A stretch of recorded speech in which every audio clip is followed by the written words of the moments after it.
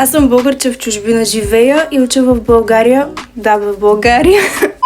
Живея и уча в Нидерландия вече от 3 години и това са нещата, които ми направиха най-силно впечатление. Номер 1. Холандците са най-директните хора на тая земя. Ако имат нещо да ти кажат, ще ти го кажат и няма да им мигне окото. Номер 2. Маниерите им на комуникация. Макар и да са студени хора, навсякъде поздравяват. Винаги ще ти кажат добър ден, здравей, благодаря ти, чао. Дори да се разминеш с някой по улицата, шансът да се усмихнат е много по-голям, отколкото в България, според мен. Ако те видят някъде да ядеш, дори непознати ще ти кажат приятен апетит, там, ейч, маклик или каквото беше. Номер 3. Нямат передета.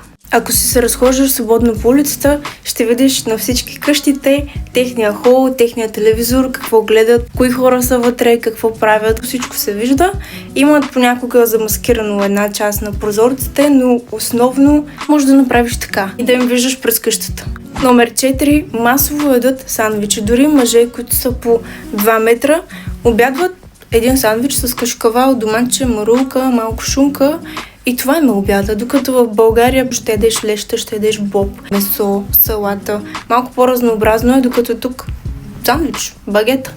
И за финал номер 5, планирането. Тези хора имат планове за седмици наред, може би и за месеци. Ако искаш да излезеш с тях или да планувате нещо заедно, чакай да си отворя календара, отваря си телефона, гледа, казва ти на тази дата в толкова часа. И това е, ако искаш.